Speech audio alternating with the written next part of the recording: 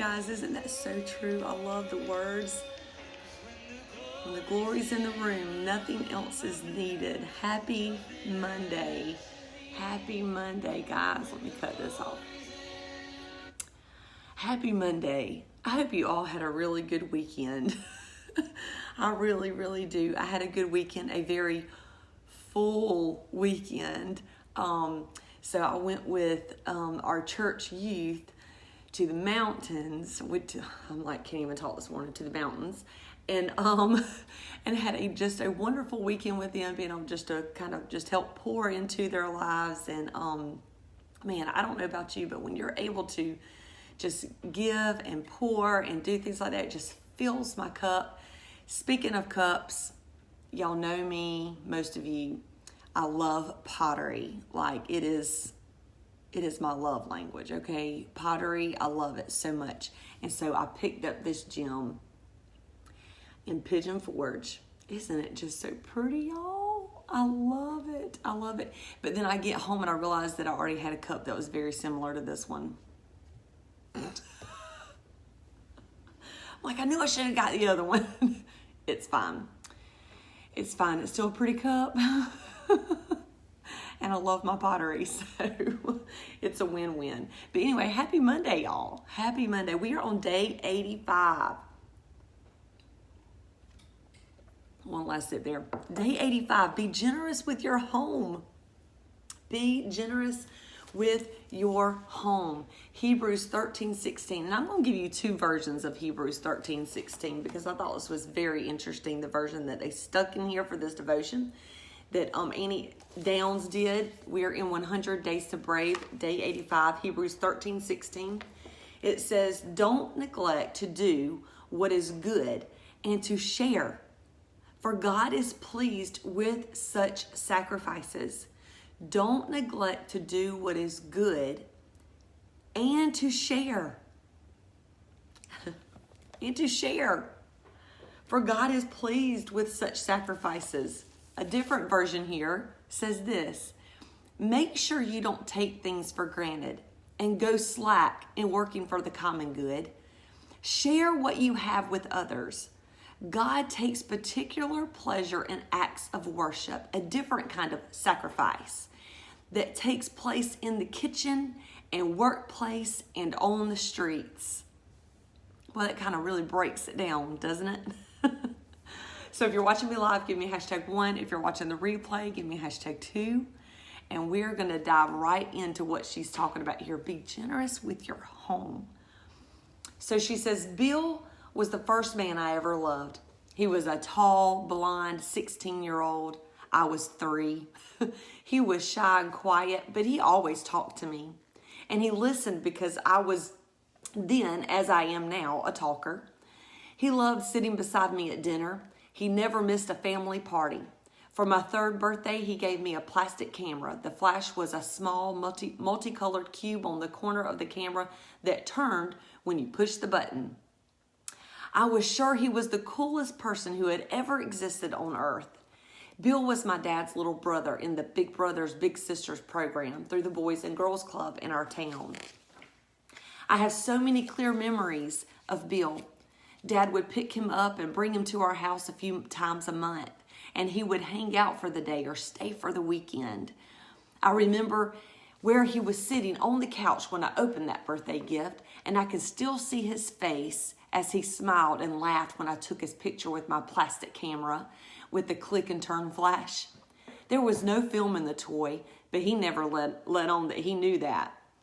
Dad knew Bill for a long time, since Dad had been partnered with Bill since he was 8 years old.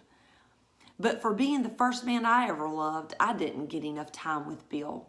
Around Christmas in 1983, Bill was killed in a car accident. We returned home from a family Christmas event with my mother's family in Macon, Georgia, and my dad's father was waiting for us in the driveway. I could still see Grandpa Jack through the windshield, standing by his car, waiting to break the news to my dad.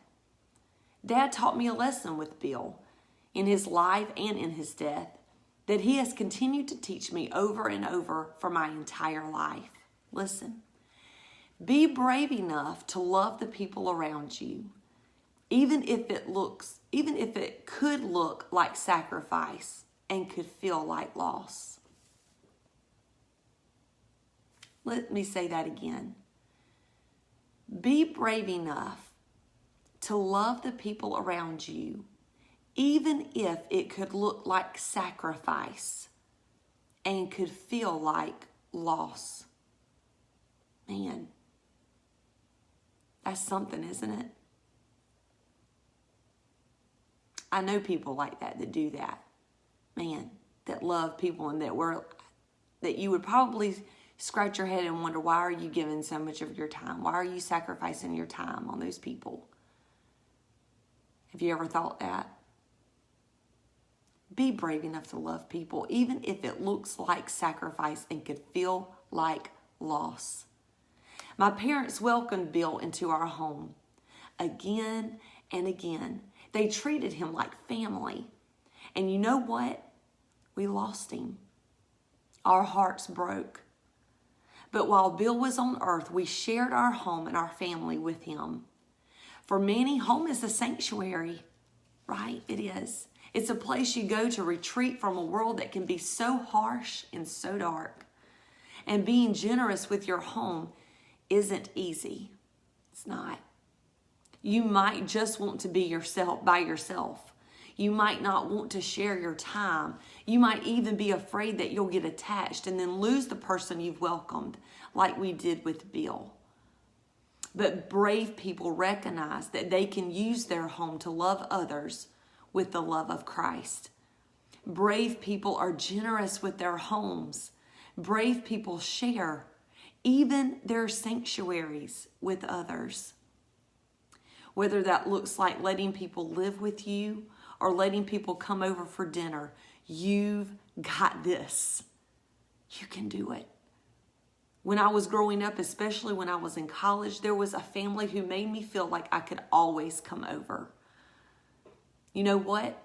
I felt like I had another home. They modeled for me that you don't have to hold everything so tightly. You don't have to live like that. Be generous with your home. Be generous with your home. Probably reading this, you could probably think of somebody's home that you feel like you're at your home. That somebody has, I have several like that. I have a few that pop to mind right away. My grandmother's house, for one. You feel like you can just go in, open the fridge and get what you want. You go to the pantry if you're hungry. Like, you can ask her for anything. Her home is your home. But I know that's family, but it's still not your exact home. But I'm just trying to make you understand what that's like, right? Or you might have a friend's home that you grew up with, that best friend, and that mom just let you just come over and made yourself at home.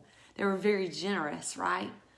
I have a friend of ours, family friend, man, you just felt you can just walk in and just sit down and they make you feel like you're at home.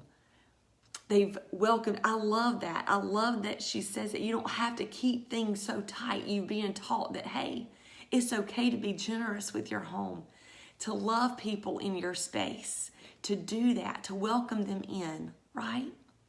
And most of y'all know that I have Maggie. I haven't really talked much about her in a live here, but she came with us almost a year ago, April. In the April 2020, in the middle, right after all the shutdown had happened and the craziness in the world, right? That God had just prepared our hearts for that moment, not knowing it was coming that day. But she's been with us ever since. And that wasn't an easy decision to begin with. Not for me, just speaking personally. God had to work on me with that because our home is a sanctuary, right? But I always wanted my home to feel open to my kids' friends and my family, to always want to be able, that they can come in and feel like they're at home. And that's not always easy because we do want that time to come away and be by ourselves at times, right? But sometimes God wants to stretch us and say, hey, you ain't got to hold that thing so tightly. I've got you. Be brave and be generous. Even if it looks like sacrifice, even if it feels like loss, Do it. There is blessing in that. I'm telling y'all, that is a good thing. Follow the Lord in that, and being generous and showing hospitality to other people, loving them. Be brave in that area. Don't box yourself in so much that you miss out on that just that blessing of hospitality and doing that, because really the word tells us to do that. Don't neglect to do what is good and to share. For God is pleased with these sacrifices. He's pleased with it. So do that. The Be Brave challenge here. Invite someone over to eat dinner at your house. Let him or her live in your family for a bit and be seen and cared for. Invite somebody over, guys. They don't have to move in with you. Right? Unless the Lord is just leading you in that way. If it opens the door and that opportunity arises and God just puts that on y'all's heart, follow God. But maybe the first step is just, hey, you want to come over and have some dinner? I want to treat you to a meal. I want to have coffee. Let's get some donuts. Let's just have dessert. Let's just hang out for a bit. Come into my home. You can do that, guys. Be generous. Be generous with your home. So that's it for today. Y'all have a wonderful Monday. Be generous with your words. Let them be kind. We've done so much in here, and we are getting to the end of this book. It kind of makes me sad. We still have a couple more weeks to go in it. But I've been so enjoying this with all of y'all. So anyway, y'all have a wonderful Monday. Be blessed, and I will see y'all tomorrow on the EMJ Daily. Bye, guys.